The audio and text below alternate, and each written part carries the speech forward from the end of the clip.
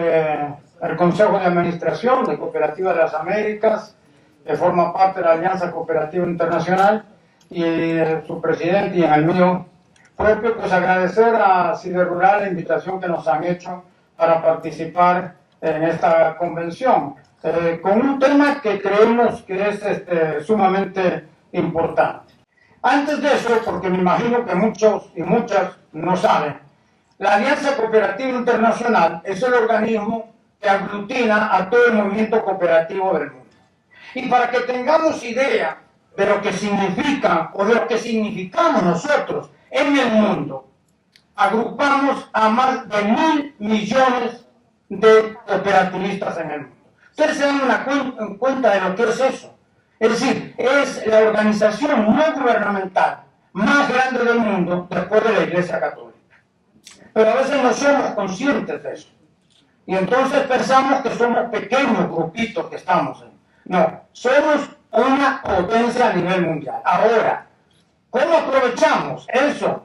¿Verdad? Ese potencial que tenemos, eso es otra cosa, ¿verdad? Y ahí demuestra, o ahí se ven algunas de nuestras debilidades.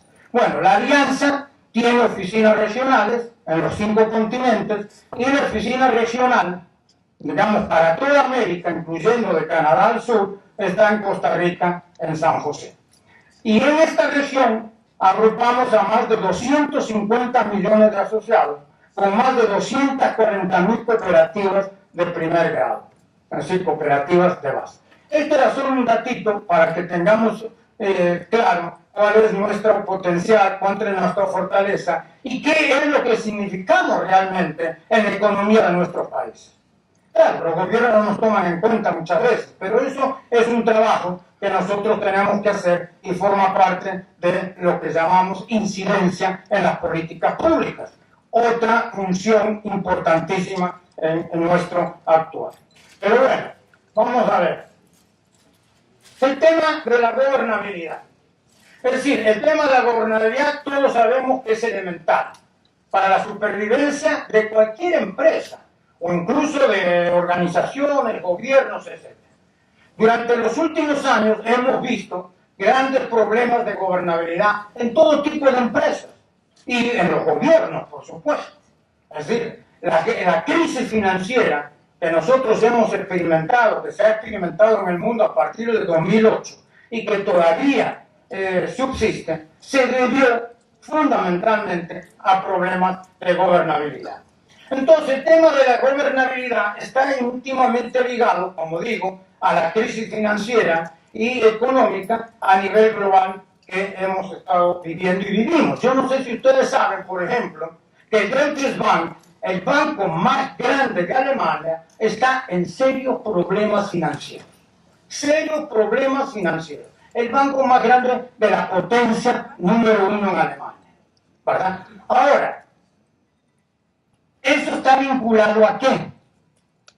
Pueden ser problemas de gestión, pueden ser problemas administrativos, pero hay un problema que ha marcado, digamos, la crisis, y es la corrupción administrativa y financiera que se ha dado lugar en Estados Unidos, en Europa y en otros países a que la fluctuación cíclica, que en la economía siempre hay una fluctuación cíclica, forma parte de los procesos económicos normales, se haya convertido en una profunda y trascendental crisis económica. Entonces, los mayores responsables de esa crisis, ¿verdad?, han sido las entidades bancarias y financieras, que gozaron de un verdadero libertinaje, y permítanme usarme la palabra, de un verdadero libertinaje en sus prácticas durante muchos años. Es decir, los gobiernos permitieron que todas esas, digamos, rutinas o esas prácticas administrativas y de corrupción fuesen adelante en los bancos.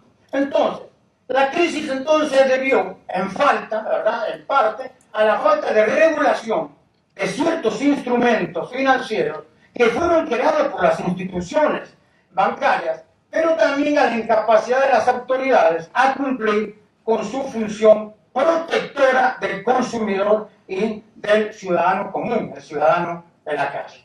Pero sobre todo se debe a que para fomentar, y eso creo que muchos de ustedes lo saben, el volumen de operaciones que justificaran esos absurdos salarios, que esta mañana creo que fue el compañero de Jardín Azuayo mostró aquellas curvas, ¿verdad? Y bonificaciones de quien organizaban, ¿verdad?, esas piñatas de créditos riesgosos y turbios instrumentos derivados que desecharon la norma bancaria de responsabilidad que suponía la protección de los intereses del consumidor. Es decir, una perspectiva a corto plazo de todas esas instituciones financieras.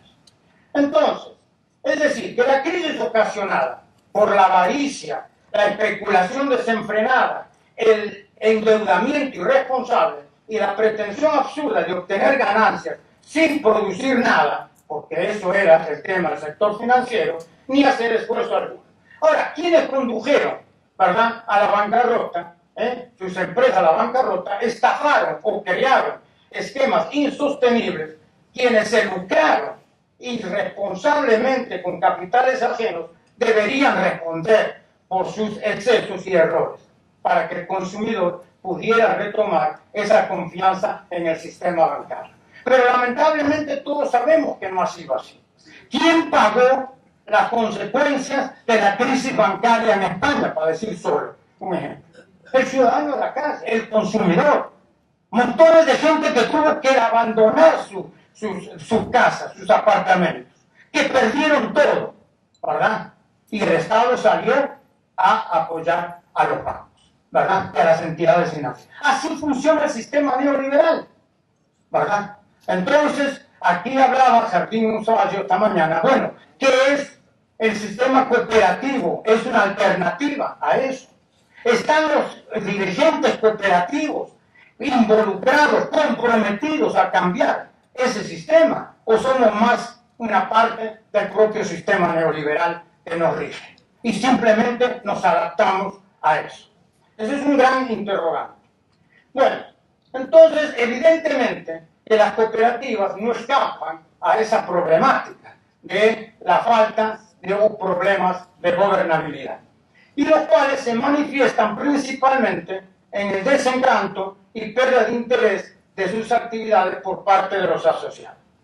Ahora, la ingobernabilidad entonces se manifiesta básicamente por medio de abusos y privilegios en ciertos niveles de la organización, en una mala administración de los recursos financieros, en un mal servicio de los asociados y asociadas, y una perpetuación de dirigentes que mantienen por muchos años en sus cargos, pero sin capacitarse para responder y aportar al gobierno de las cooperativas. Si yo les pregunto a ustedes, ¿cuántos dirigentes de sus propias cooperativas no están ahí por años y años y no se capacitan? Nosotros tenemos esa experiencia de llamar a dirigentes a hacer cursos de capacitación y no, se las saben todas. Ellos no van, porque supuestamente se las saben todas. Entonces, es un problema serio y que contribuye a la ingobernabilidad. Ahora bien, ¿qué es la gobernabilidad? Hay muchas definiciones de gobernabilidad. No voy a entrar en todas las que existen, pero básicamente es la capacidad de un sistema sociopolítico para gobernarse a sí mismo, ¿verdad? Y cuando el sistema está estructurado de modo tal que los actores estratégicos, lo que se llaman los stakeholders, ¿verdad?, se interrelacionan para tomar decisiones colectivas y resolver sus conflictos conforme a unas instituciones o reglas, normalmente los estatutos, ¿verdad?, que lo regulan. Entonces se puede hablar de gobernabilidad. Ahora, la gobernabilidad debe cumplirse con tres requisitos principales, que son los que están ahí: ser eficaz, ser legítima y ajustarse al Estado de Derecho. Esos son tres requisitos fundamentales para una gobernabilidad. Ahora, el sistema de gobernabilidad se refiere entonces a un conjunto de valores, principios, políticas y reglas y órganos dedicados a los intereses de los diferentes actores ligados a la empresa. Y en el caso de las cooperativas, a los asociados, asociadas, clientes, directivos, empleados y a los proveedores también, por supuesto, ¿verdad? Ahora, el tema de la ética en las cooperativas. Si yo voy a insistir mucho en esto, porque fundamentalmente nosotros tenemos que diferenciarnos de las organizaciones tradicionales de capital en esta cuestión, de que somos éticos, nuestros dirigentes son éticos, son creíbles, ¿verdad? Y por supuesto gozan de la confianza de los asociados. Entonces la gobernabilidad como un proceso democrático parte de fundamentos éticos que establecen los lineamientos necesarios para el buen gobierno cooperativo. Este proceso como tal no es válido si no cuenta con una estructura diferencial, sensibilizada sobre la importancia de implementar políticas y prácticas de transparencia. La transparencia, yo voy a volver sobre este tema, es fundamental en el tema del gobierno cooperativo. Entonces, una condición indispensable para lograr el buen gobierno en las cooperativas es tener un liderazgo ético y por esta razón es necesario desarrollar y promover las competencias y habilidades y aptitudes básicas para tener un liderazgo con participación. Eso es lo que yo les refería antes, a que para eso es necesario capacitarse y formarse por parte de nuestros dirigentes. Ahora, entonces, una condición indispensable para lograr el buen gobierno en las cooperativas es tener un liderazgo ético. Eso y un código de buenas prácticas. Yo me pregunto cuántas cooperativas, digamos, de las que están aquí, tienen un código de buenas prácticas y tienen un código de ética en sus cooperativas. Entonces, el cumplimiento de la misión empresarial orientada por la visión de sus dirigentes transcurre en un sistema interno que establece normas y directrices que deben regir su ejercicio y actuación. De esta manera se garantiza la transparencia, la objetividad y la claridad en la asignación de las diferentes funciones que tienen tanto los dirigentes como los funcionarios. La gobernanza entonces se practica cuando se protegen los intereses de sus asociados y asociadas, y esto es fundamental.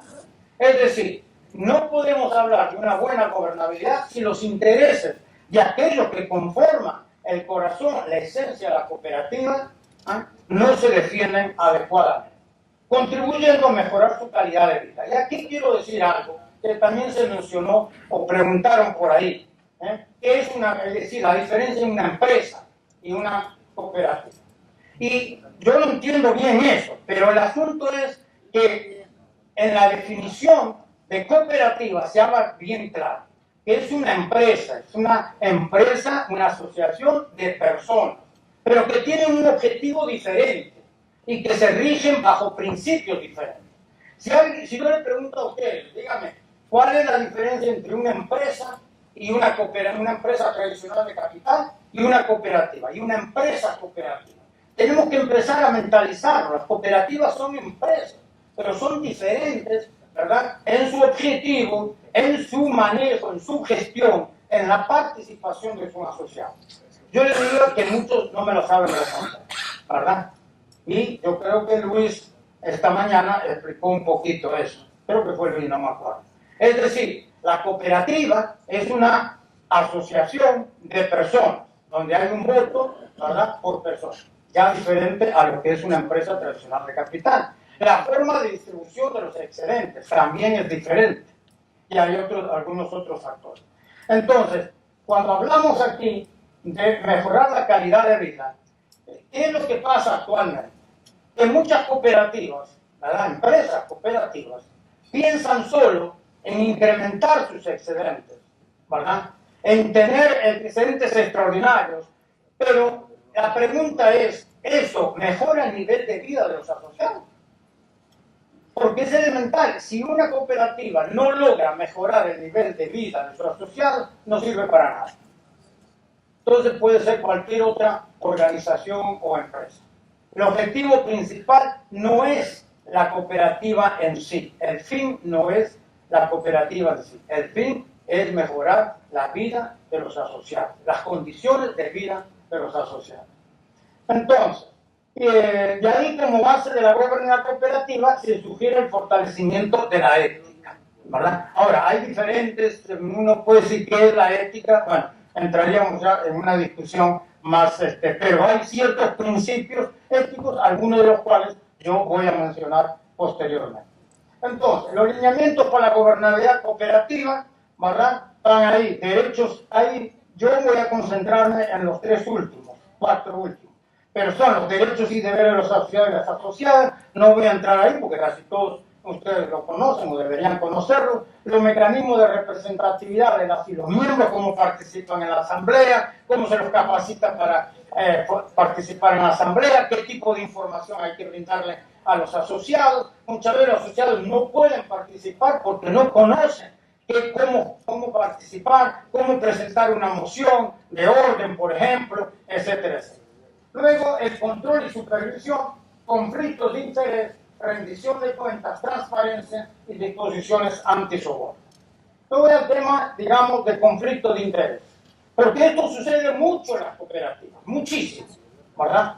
Y ahí decimos, se entiende por conflicto de interés la situación por la cual una persona actúa con diferentes conductas debido a que sus intereses particulares, ¿verdad?, pueden prevalecer frente a sus obligaciones legales o contractuales. Es decir, hacemos prevalecer nuestro interés personal antes que los intereses de la cooperativa.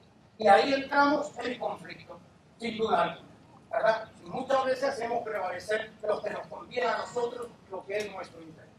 Pero hay también conflicto de interés cuando una persona pretende obtener una ventaja material, moral o de cualquier índole, teniendo la opción de decidir entre el deber y el interés creado, o cuando una persona busca renunciar a sus deberes como contraprestación de algún problema. Es decir, prevé. Alguien que me ofrece algo, entonces, yo no voy a darle nombre a eso, ¿verdad? Pero tiene varios, coimas, etc. Y entonces dejo de cumplir mis responsabilidades. ¿Por qué? Porque estoy siendo beneficiado por alguna otra cosa. Conflicto de interés. La cooperativa deberá contar con políticas, y esto es muy importante. Y esto debe estar regulado en la cooperativa, con políticas claras orientadas a prevenir y eliminar los conflictos de interés. En este sentido, los miembros de los órganos de dirección y control deberán ser en todo momento ejemplos de transparencia e integridad. Y los directores, administradores y empleados, frente a un posible conflicto de interés o que consideren que pueden encontrarse frente a uno, deberán informar con anticipación. Es decir, un miembro del consejo, ¿verdad?, de administración, de la junta directiva, que puede entrar en un conflicto de interés porque la empresa de un familiar de él es la que está ofreciendo servicios, él tiene que abstenerse de votar y decir, yo no participo porque tengo un conflicto de interés, ¿verdad? Esto es ético. Es decir, yo no puedo estar en un consejo de administración, mi hija tiene una empresa, por decir un ejemplo, mi hijo, ¿verdad?, que va a vender servicio a la cooperativa y yo participo en la decisión. Eso es antiético. Y eso no puede ser tolerado en la cooperativa. Eso es clarísimo. Pero otro tema, ¿verdad?, que ahí está dentro del conflicto de interés, que el estatuto deberá contemplar para los integrantes del consejo la prohibición de tener lazos de parentesco entre sí y con los empleados ejecutivos que tengan vínculo de interés con proveedores, etc. Y eso lo vemos muchísimo en nuestra cooperativa. ¿Verdad? Eso no puede ser tolerado. Es decir, que tengamos vínculos del presidente de un consejo de administración con el gerente o el subgerente u otro funcionario, ¿verdad? Porque ahí andamos mal en el tema de la gobernabilidad. Y los asociados y directores, administradores, empleados, cuando se vieran frente a prácticas que constituyen conflicto de interés, deberán someterse a las sanciones establecidas en la ley, el estatuto y el código de ética.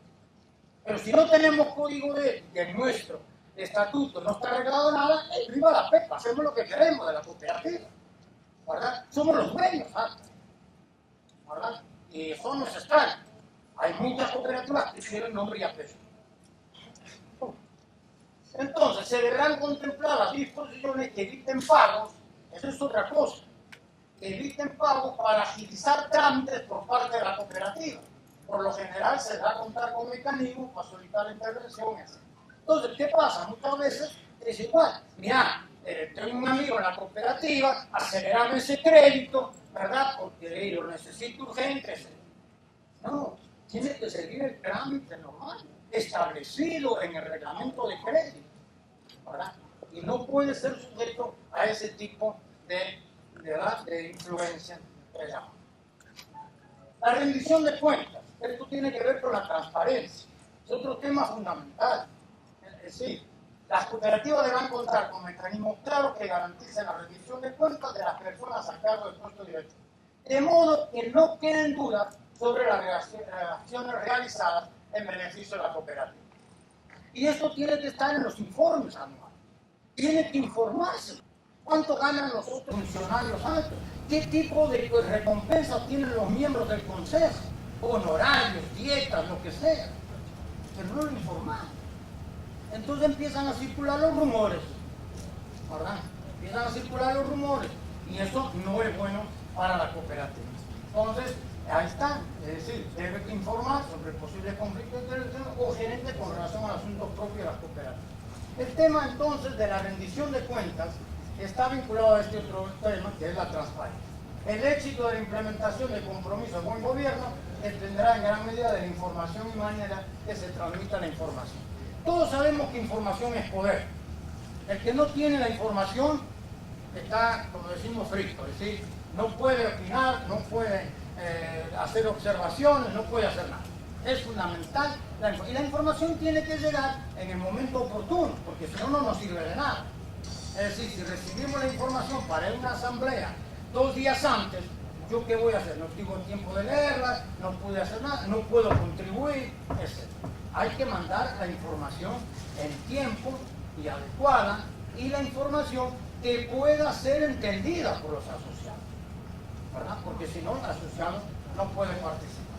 Entonces, al final dice, la exigencia de transparencia como imperativo de buena gobernanza alcanza tanto el ámbito público como el privado, así como las relaciones entre ambos. ¿Y por qué señalamos esto, de tanto al ámbito público como el privado?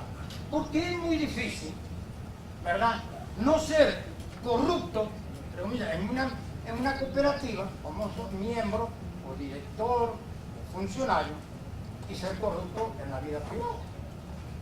Eso no puede ser. Es decir, el ser humano tiene que buscar la coherencia.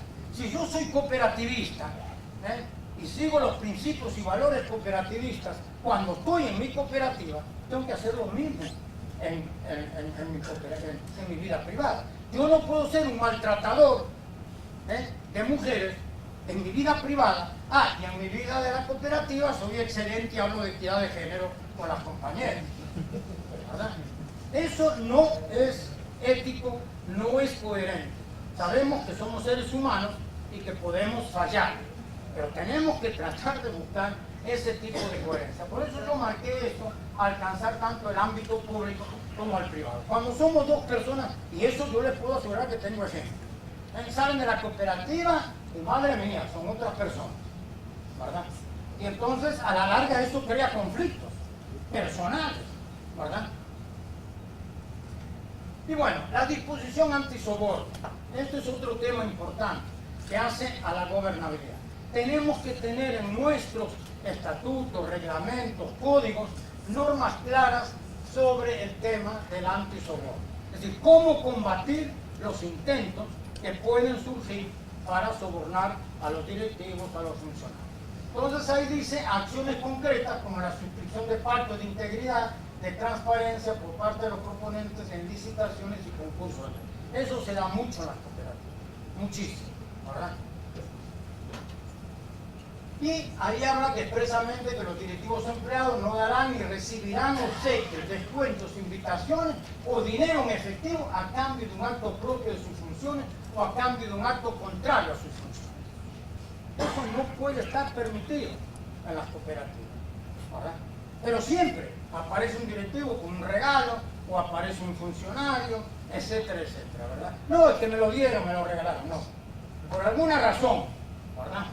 Entonces, esto tiene que estar expresamente establecido, que no pueden recibir nada de lo que se menciona. Y si reciben un obsequio, es para la cooperativa, no es para la persona, ¿verdad? Y un trámite que garantice la equidad y transparencia del proceso de selección a toda adquisición de productos, etcétera, etcétera. Bueno, ¿cuáles son las buenas prácticas? Esta es la última parte de Bueno, en el desarrollo sostenible de las cooperativas, que era también otro tema que se me había planteado. Aquí mencionamos 10, ¿verdad? Y vamos a ir a través de cada una, pero muy brevemente. La existencia de una identidad cooperativa fuerte donde los asociados se identifican plenamente con su cooperativa.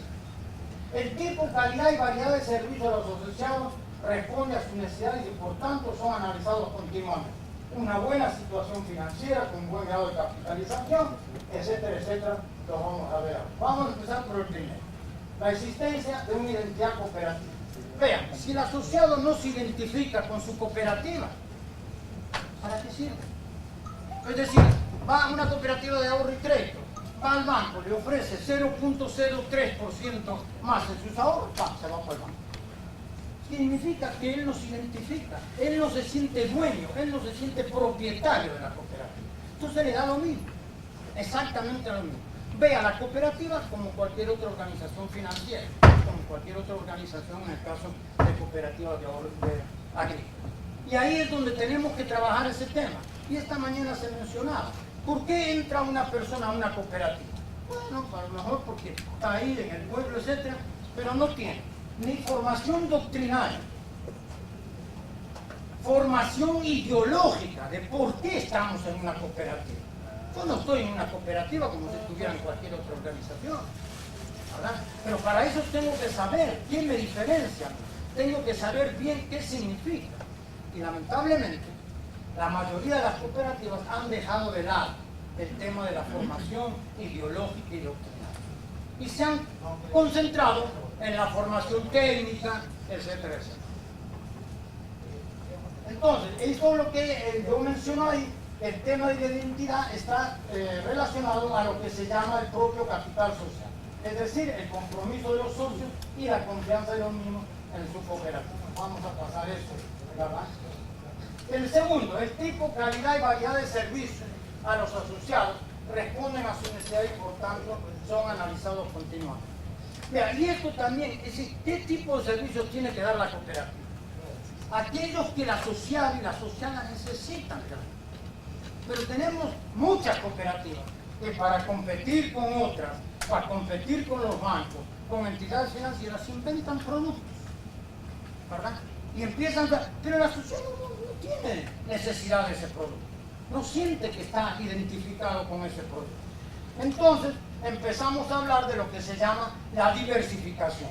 Es decir, empezamos a crear productos diferentes, a veces en áreas que nada tienen que ver con el centro de nuestra actividad económica, ¿verdad? Para poder competir con otros y a ver si podemos tener excedentes mayores en esa actividad.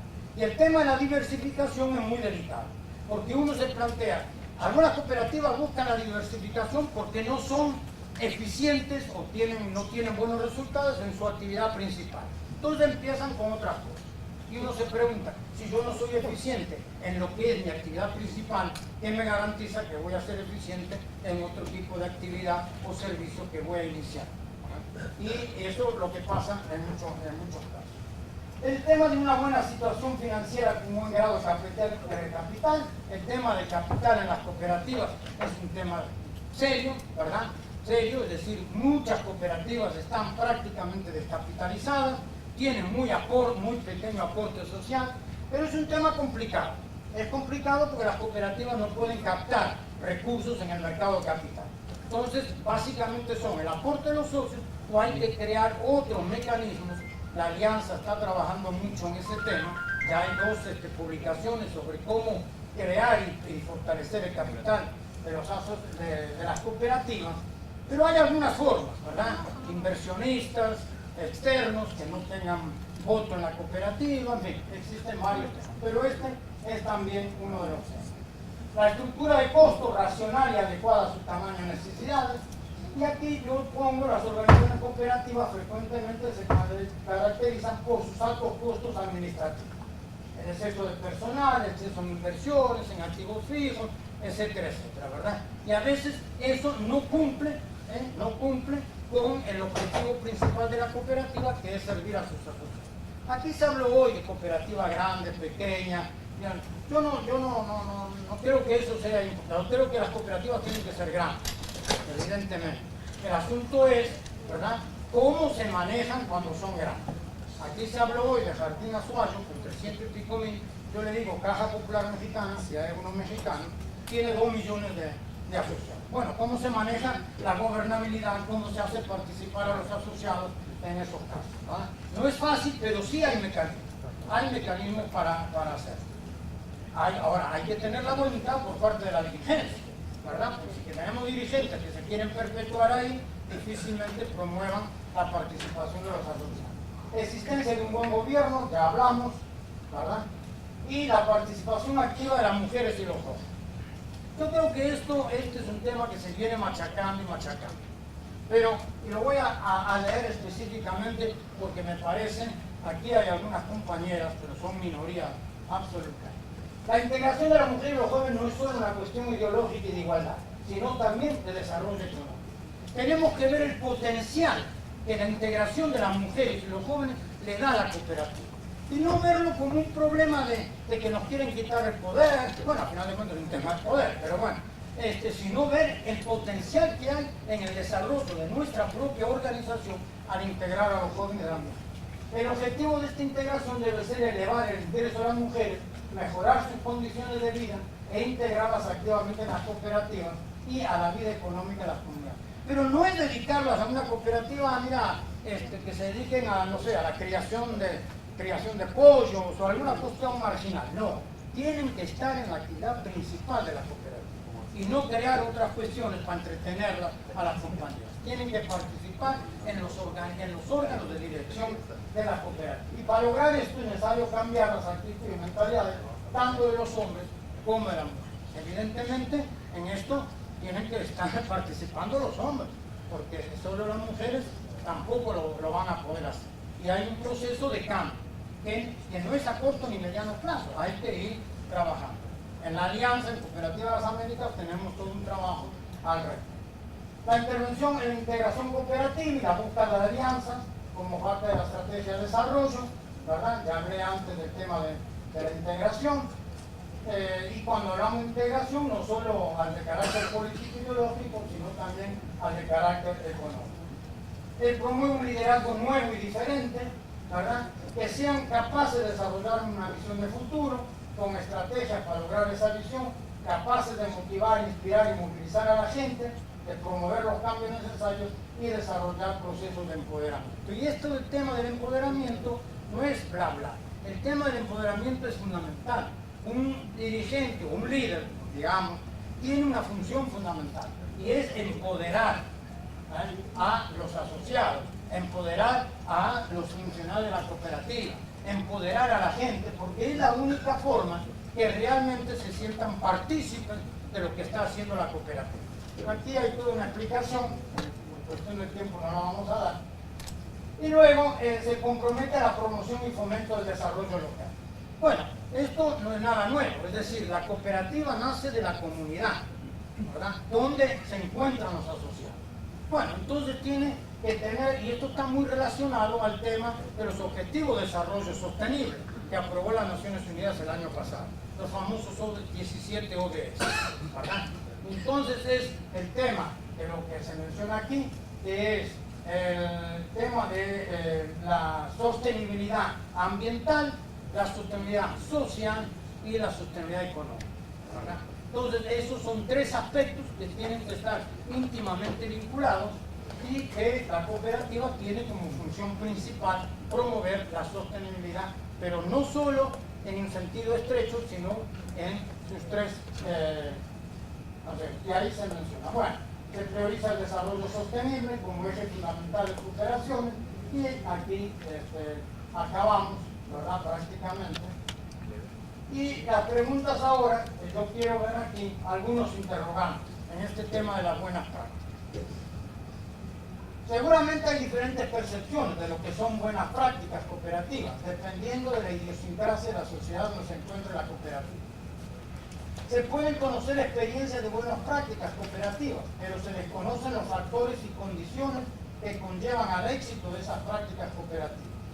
Existencia de intereses individuales o de grupos quienes no les interesa la aplicación de buenas prácticas, ¿verdad? Eso pasa en todas las cooperativas.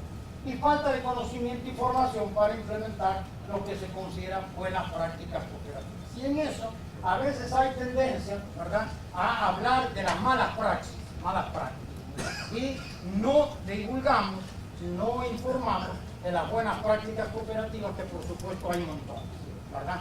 Pero hay que verlas, cuáles son los factores que conllevan a que esas buenas prácticas hayan sido una realidad. Y eso depende, como menciona ahí, en cada país del tema cultural. ¿Qué es lo que ha hecho Cooperativa de las Américas para promover las buenas prácticas cooperativas? Durante los últimos años ha desarrollado material de capacitación sobre responsabilidad social cooperativa, el balance social cooperativo que desarrollamos, gobernabilidad, ética y liderazgo, equidad de género, juventud y oficina cooperativa verde, al mismo tiempo que se han organizado numerosos seminarios y talleres. Entonces, quitando el material de capacitación como en los seminarios y talleres, se señala la importancia de la aplicación de buenas prácticas cooperativas.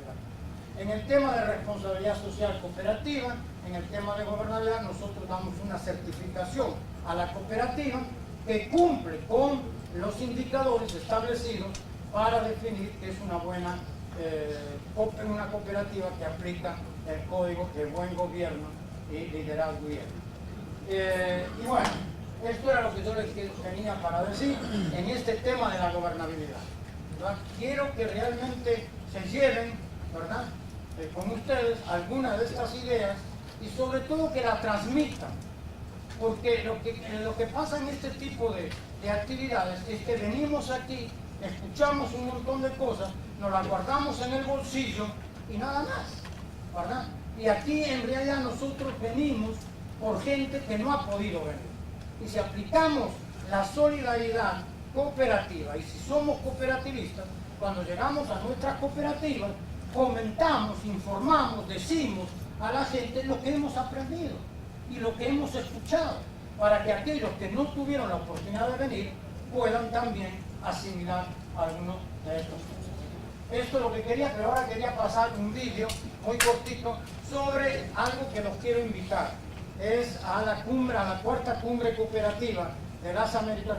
Uruguay cuenta con más de 1.600 cooperativas de vivienda, más de 600 cooperativas de trabajo asociado, más de 100 cooperativas agrarias y sociedades de fomento rural,